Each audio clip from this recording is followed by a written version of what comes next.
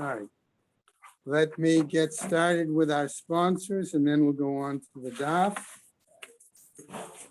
Okay.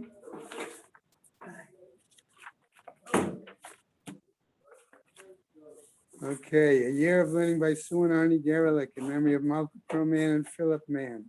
Yisrael David ben Arav Tzvi Hirsch, Rivero ben Arav Tzvi Hirsch, Yosef Meir ben Arav Tzvi Hirsch, Hinya Rivka Pro Rosner Bas Arav Tzvi Hirsch, and in memory of family murdered in the Holocaust. Arav Tzvi Hirsch ben Shlomo Yaakov, Sarah bat Ephraim.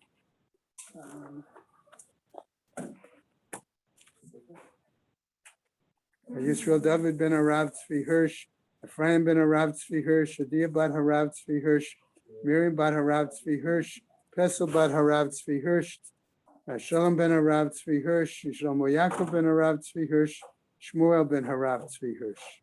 Shall share her children and grandchildren in memory of her uncle, founding member of BRS, Dr. Israel Brook, Yisrael ben Harav Akiva, Marcia Federbush and family, in memory of her husband, Dr. Oriel Paul Federbush, Oriel Pinchas ben Shimon, Sharon and Fred Liska, their family and many friends, in memory of her dear mom, Harriet Friedman, Edelbas Yaakov, Leslie and Gail Kaplan, in memory of their parents, Harry and Marjorie Sedell, Irving and Pearl Kaplan, friends of Avi Gidler, Avrameya ben Shimon, and Martha Gidler, Charna Bas Yeshaya, children, grandchildren, and great-grandchildren of Toby Paris, Sarah Tova Bat Yisrael Dov in her memory, friends of Malka Levy, Malka Yosef, friends of Joe Wolf, Yosef Ben Chaim, Charlie Gelfenstein and Sam Levine in memory of Ramona Levine, Rachel Mata Bat Asher, a month of learning by Mordechai and Miriam Burr in memory of his father, Yaakov Ben Mordechai,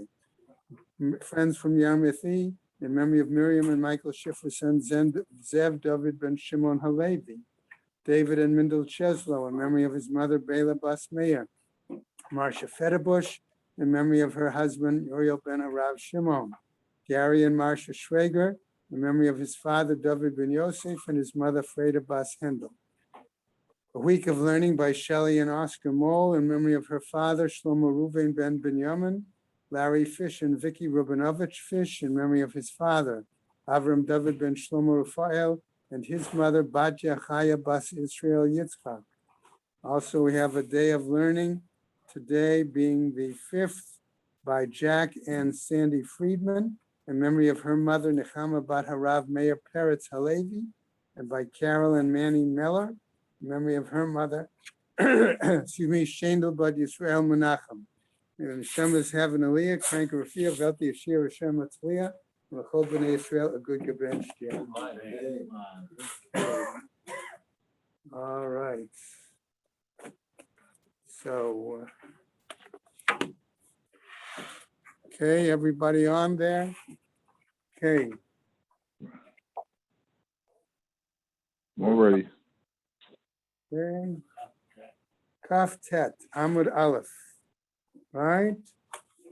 Just quickly coming back then to the top. Okay.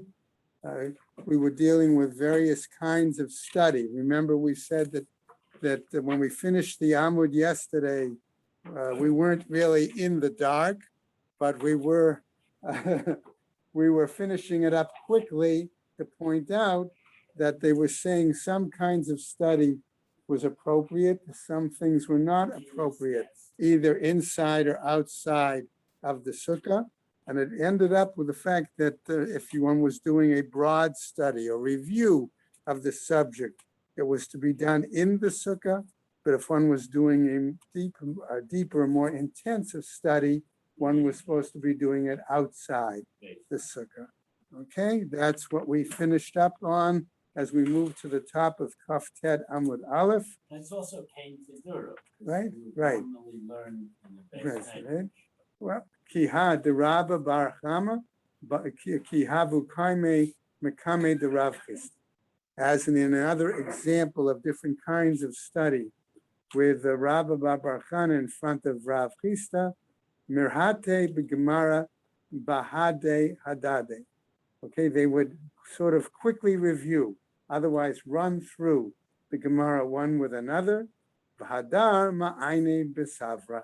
And then afterwards, they would go and review it with more deeper logic, analyze it, things like that. Okay, so we're on line 3. Amar Rava, says Rava, Mane mishtaya b'metaltal b'metlalta. Sorry, that if one had utensils for drinking, one might leave them in the sukkah. Mane michla bar metaltal, but utensils used for either cooking, like pots and pans, okay, or things, or major dishes, things like that, one would take outside the sukkah because it was not kavod for the sukkah to leave dirty pots and pans and dishes and stuff like that. Okay, well, that depends. Okay, what?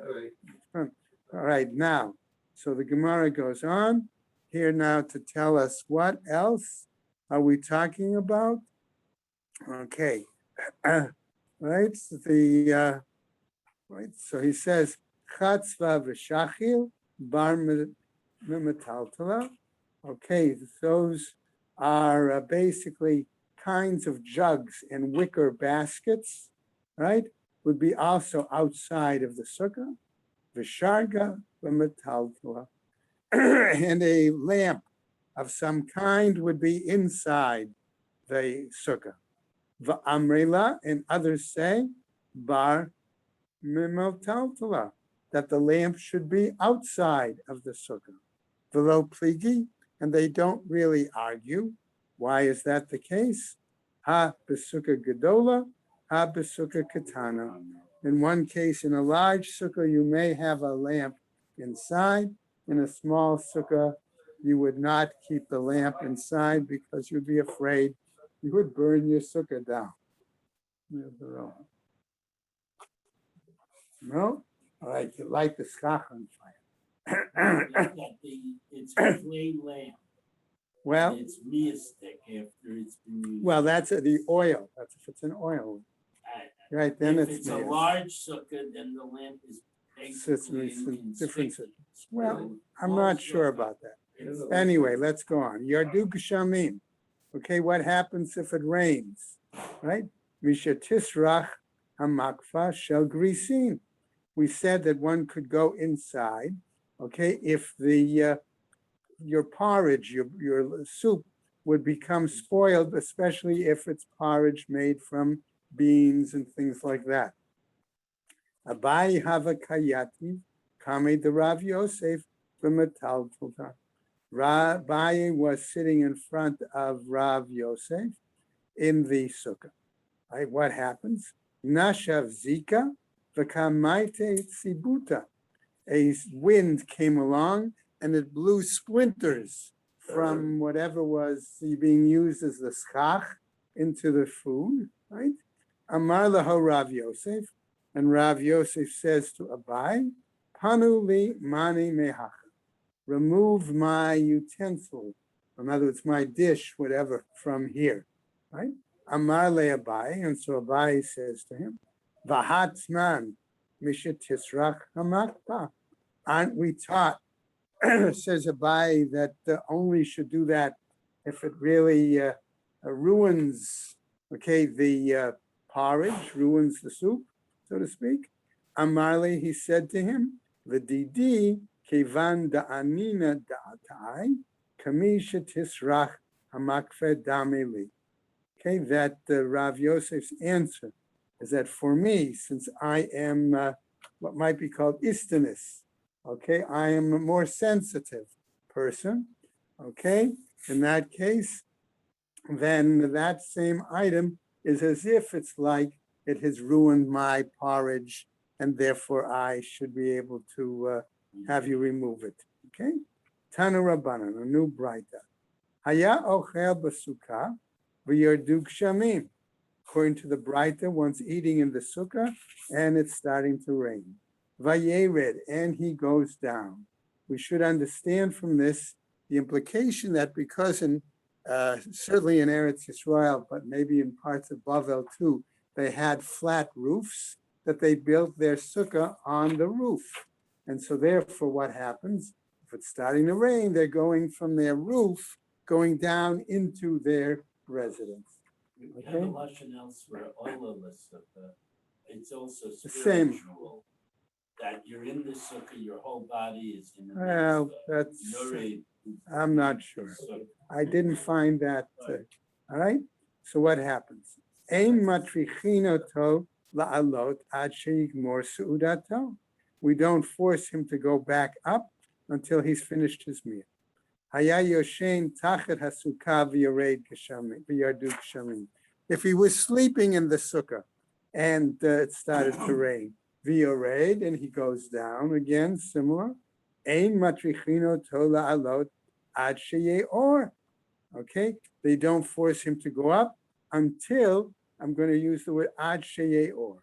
Now, sheyeor here is going to be questioned as to the spelling. Do we spell it with an aleph until it becomes light? Okay, or do we spell it with an ayin? In other words, until he wakes up. Okay, ibayilaho. So they asked, ad sheyeor with aleph, with ayin, or ad sheyeor with an aleph? Okay, that's the point. Do we once it becomes light, do we then tell him he's got to go back up in the sukkah? Or until he wakes up? There could be a little time difference there. Okay? Tashma, listen to the following braita. Ad sheyor v'ya'aleh amud hashachar. Okay, so we say until his light comes and right until he wakes up, and then we see the sunlight coming up. Tarte ela ema ad sheyor v'ya'aleh amud hashachar. Do we teach it both?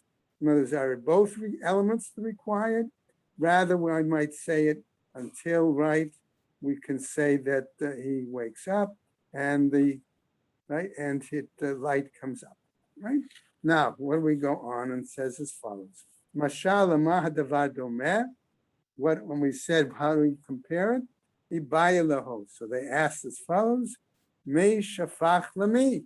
In that example of the mashal, where we said it's like when it rains and they have to go in, and we compared it to the servant, theoretically the servant pouring the water on the face of the master, okay, or is it the reverse? That's what the question the Gemara is asking here. Tashma, Titania is taught in the following braita, Shafach lo rabo, hiton al panav, okay, that it would appear that the master was the one who poured on the face of the servant. All right? Va'amar lo, and he says, I'afshe b'shimushcha, and as if he was telling him, I no longer want your service. In other words, you are fired. How could you look at it the other way? What? Because logically, one would think, just in an image, that it's the master that's sitting at the table, and it's the servant that's bringing in the water, and maybe he tripped, maybe whatever. However happens, he was the one would be up higher up, and the master would be at the seat. So now the Gemara is making it the comparison so that it is more appropriate to say it's the master putting it on the servant, the same way Hashem is our master and the rain. We want to serve him in the Right, sukkah, sukkah, and and that's he's right. making it rain. Right. Or Tanu water. Rabba. Okay, new braita. Bizman shehachama lokeh. So now we said, what about the sun and the rain? Okay, what about an eclipse? That's what we're getting here. All right, Tanu Rabbanan. Bizman shehachama lokeh siman ra lechol ha'olam kulo. At the time of a solar eclipse, it is a bad omen for the entire world. Okay. Mashal lama davar domeh. What is this a parable to? Lamelech basar v'dam, to a human king. She'asa su'uda la'avadav v'haniach panas lefnehem. That he made a great meal for his servants, and he put some sort of a lantern or lamp, okay, in front of them. Ka'as aleihem, he gets angry with them. Va'amar la'avdo, told panas mipnehem v'hoshivam b'choshech. And he tells the servant, remove the lamp from them, in front of them, and let them sit in the dark. Okay? Tanya Rabbi Meir. And Rabbi Meir taught this a Braita, Omer saying, Kol Zman Shehama'orot Lokim, whatever the time is when the celestial bodies eclipse, Siman Ra L'Sonehem Shel Yisrael. It is a bad omen, and what we mean here is actually it's a bad omen for the Jewish nation. All right? Mipnei Shemelumadim B'Makotehem. Why? Because we say what happens that they are the ones who are used to getting punishments, getting blows. Okay? How do we know that? Mashal l'sofer sheba lebeit hasefer ritzu abiyado. And the example is a parable about the teacher who comes to the school and he has his, well, I don't know if I want to call it a whip. I would call it, let's say, a ruler, 18-inch board of education. okay, 18-inch board of education. Okay, all right. I know it says Rasula, so it could be a strap. He has a utensil in his hand that he uses to discipline the students. Okay?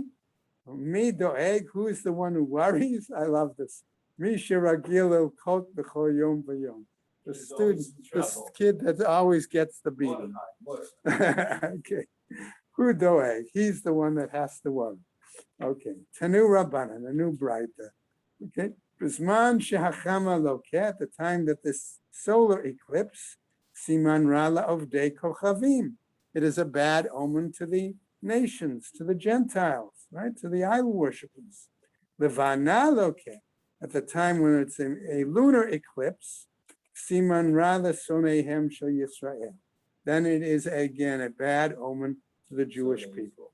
Why? Mipnei she Yisrael monin lelevana.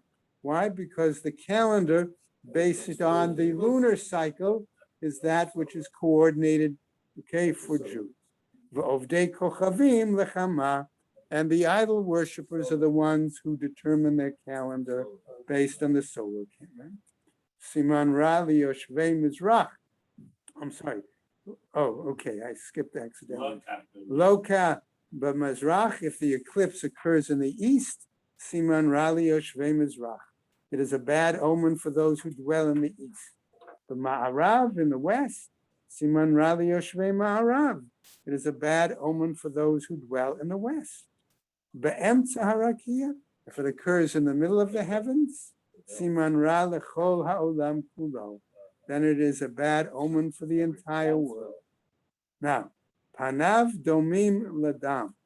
What happens if we have a sun that it's of a reddish hue, reddish color, right? Cherav bal olam.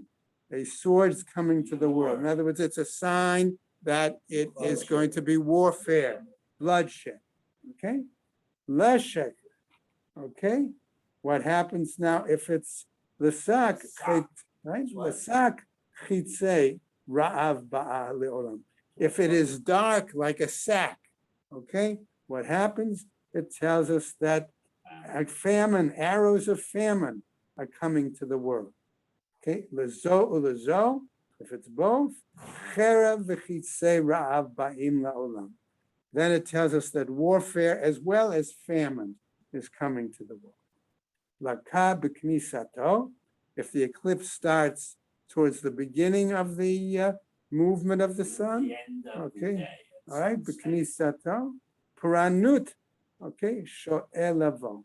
It means that misfortune is delayed in coming. B'yetziato, when it's going out, mimaheret lavo, that misfortune is quick to come. V'yeshomrim, and there are others who say, chiluf hadvarim. The opposite is the case. Ve'en lecha kol uma ve'uma sheloka she'en eloka ima.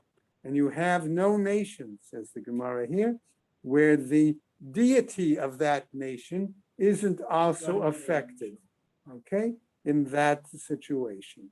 Shnei Amar, as it says, Ubechol Elokei Mitzrayim, eseshvati, citing the example that when Hashem acted, it impacted on the Egyptian deities as well.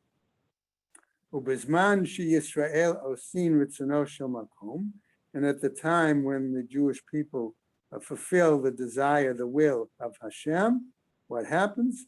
Ein mitraya'in mikol elu. They do not have to be afraid of these. Shnei amar, ko amar Hashem, al derech hagoyim, el tulamdu, umeotot hashamayim, al tachtu, ki yechtu hagoyim mechama. Okay, let's go on.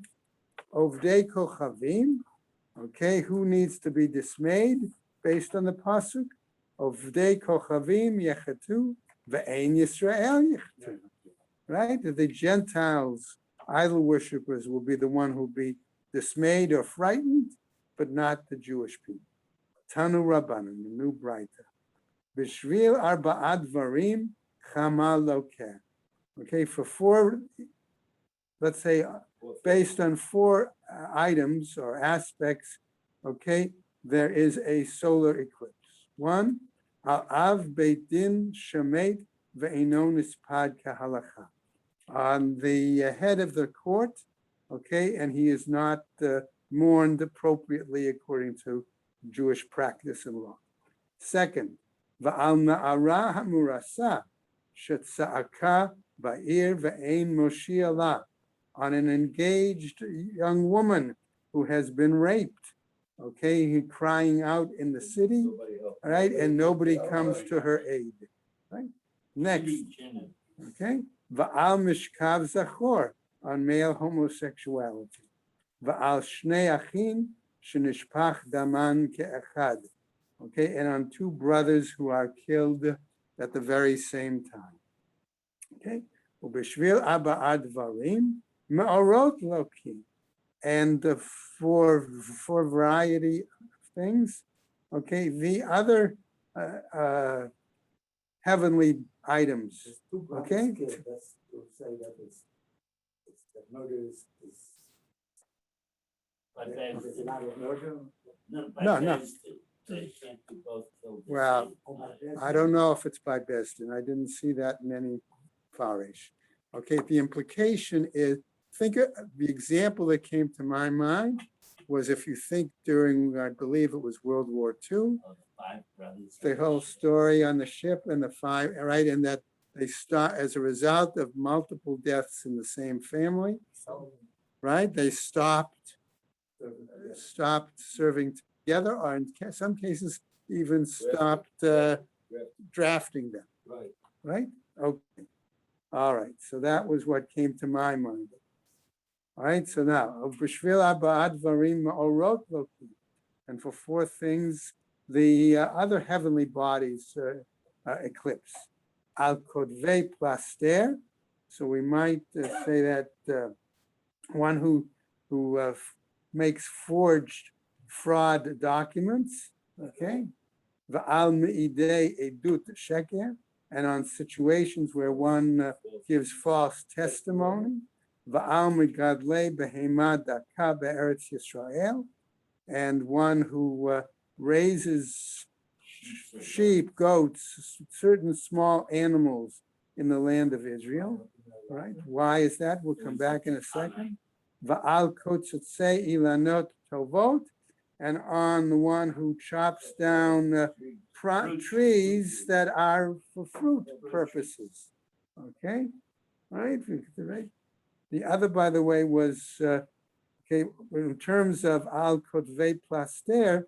It was particularly in regards to certain kinds of notes, right? Certain kinds of documents. Okay, and right. Ubeshvil arba dvarim.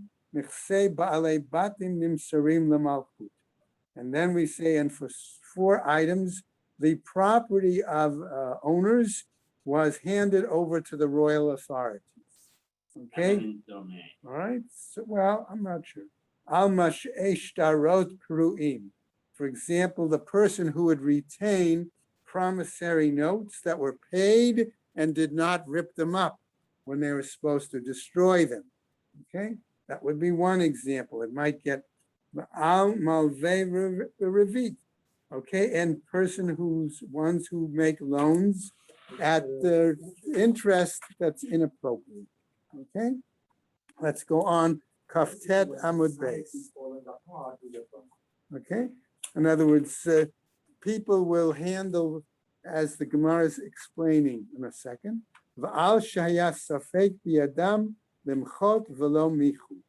Okay, that there was a situation where some might protest or reprimand sinners, and they didn't do so. V'al sheposkim tzedakah b'rabim ve'enam notnim. Or the other is that they make pledges to give money for charity in public, The but they- building fund. but they don't carry it through. Okay?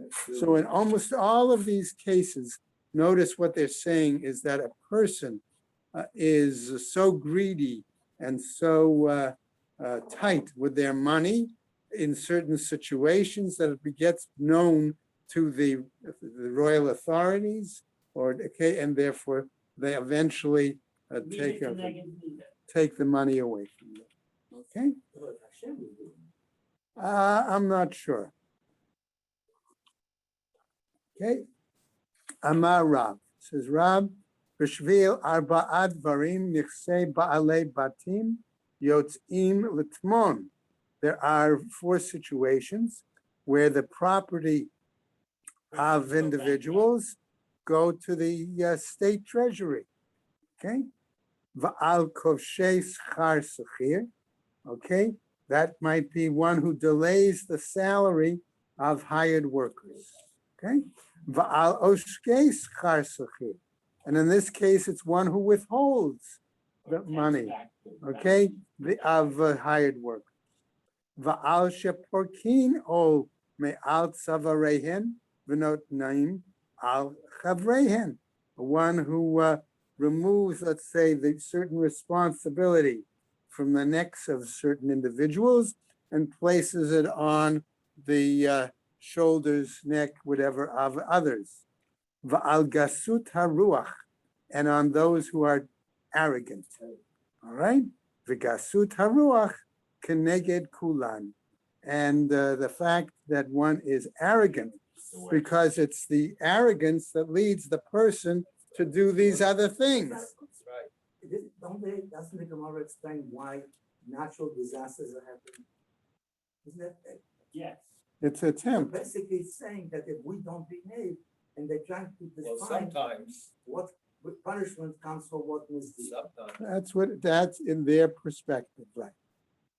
Okay.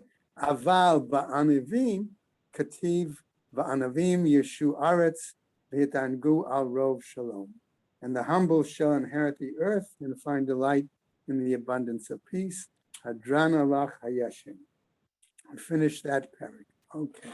Now I'm going to go on to the rest of the daf. Okay. Just switch books. Thank you. Okay. All right. All right. So we've talked an awful lot about a sukkah, right? That was what that first of the 2 parakim really dealt with. Okay. Now, and remember we said that what was it based on? All that discussion.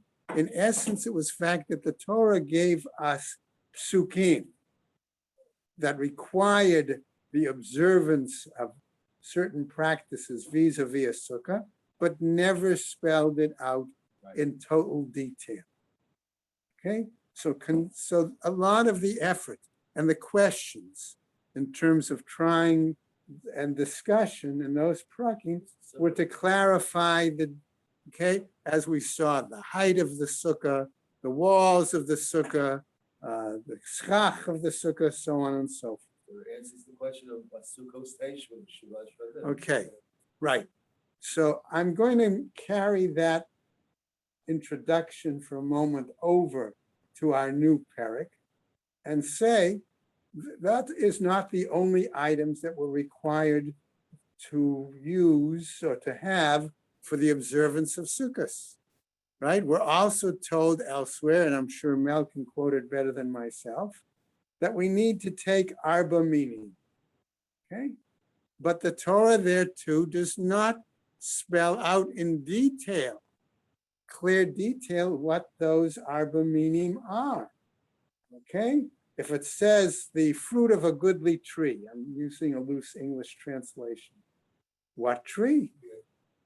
What trees are permitted? What trees are not permitted to be used? Okay? If it tells me I need to use certain branches, okay? Again, all these are questions. So as we go into this new parak, okay, we're going to see that in essence, the Mishnah and the Gemara has to clarify these kinds of things as well. Okay? All right. So let's start. Lulav hagazu v'hayavesh pasul. Okay, it doesn't even tell me exactly what a lulav is. Okay, all it tells me is that a stolen one, okay, or a dry one is not valid. It's not, okay, okay. So, am I talking about palm branches? Am I talking, right, about some other branches? Okay. So that's the case. I only can base it on, all right, the fact that maybe I'm going to get somehow the fact that it says that a stolen is not acceptable to the fact that it leads me back to my pasuk that says ulekachtem lachem. Right? Next, shel asherah. Okay, so that's a tree that was worshipped for idol worship, right? V'shel ir hanidachat, or wood that was associated with a city that had been involved in idol worship. Pasul, here again, we say it is, that wood is, or those branches from such wood, trees maybe, invalid. Okay, another case, niktam rosho, if the tip of the branches is broken off, torn, nifritzu alav, or if the leaves, excuse me, are torn or split or things like that. Pasul, again, we say that quote in quotes, lulav is no longer valid. Nifradu alav kasher. But if we say that the leaves are separated, it is acceptable. Rabbi Yehuda Omer, he says, what do we have to do?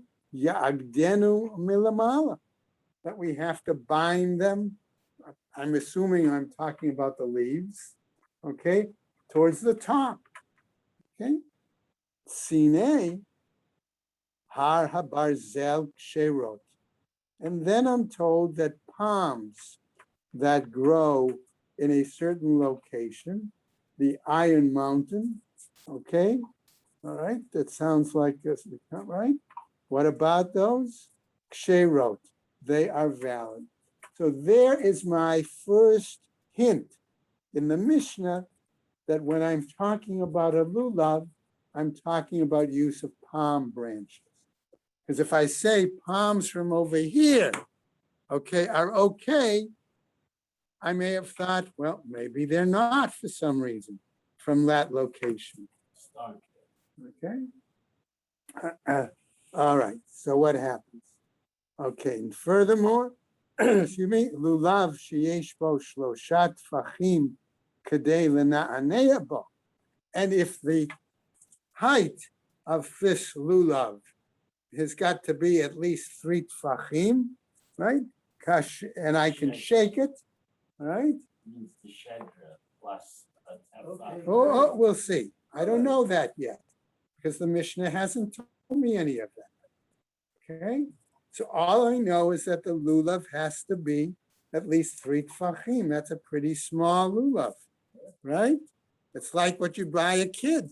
Okay, all right. Or they right? Kasher, that is valid. Now that the Mishnah has at least informed me that a lulav is made from palms, okay, and that there are certain aspects of it that are valid, certain aspects that are not valid, I now can go in to my Gemara, okay, in the hope of trying to clarify what that actually means, right? So what does it now tell me? Ka pasik v'tani, okay? What does it does? This Mishnah seems to decide unequivocally the following. Lo shana biyom tov rishon, v'lo shana biyom tov sheni. That it seems to be that there is no difference whether we're talking about the first day of the holiday or the second day of the holiday. Now, why should the Gemara suddenly raise this, right? Because what did the pasuk initially tell me? B'yom harishon. That's the point. Okay, so that's the case. Bishlema yavesh. Okay, that's understandable if I'm talking about it being dry. Okay, why is that a problem? Hadar ba'in. We find that we use the word hadar. Okay, it must be of a certain quality. Right? The pasuk says, "Ulekachtem lechem b'yom harishon," etc., etc., etc. I might have thought, okay, that therefore I only need to take it the first day.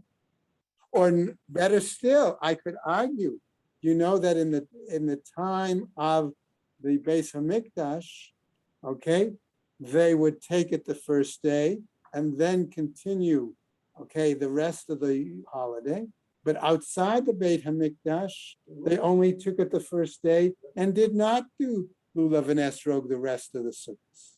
And it was only after the destruction of the Beis Hamikdash with Rabbi Yochanan ben Zakkai that he required that in the Tfutzot, in the rest of the country, that they took Lulav and Esrog the rest of the holiday.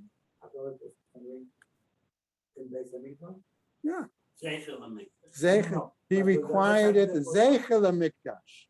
But when the Beis HaMikdash was in existence, they were the only ones who did it all 7 days. Everybody else was on there? Yeah, because that's what the Torah said. Okay, All that money. okay, all right. But it says Hadar Ba'inan. We said that it needs to be Hadar. It needs to have a certain beauty or glory. Okay, Veleka. And if it's dry, it doesn't. Okay. Ela Gazul. What about being stolen? Bishlema Yom Tov Rishon Tichtiv Lachem. Ulekachtem Lachem. It says, it's got to be Mishelachem. It's got to be yours. Right? Ela Biyom Tov Sheni Amai Lo. So why couldn't I use then a stolen lulav? Second, doesn't have to be, would imply it doesn't have to be yours. Amar Rabbi Yochanan, says Rabbi Yochanan, Mishum Rabbi Shimon bar Yochai. And he says, Rabbi Yochanan, the name of Rabbi Shimon ben Yochai, and I'm just going to share it with you.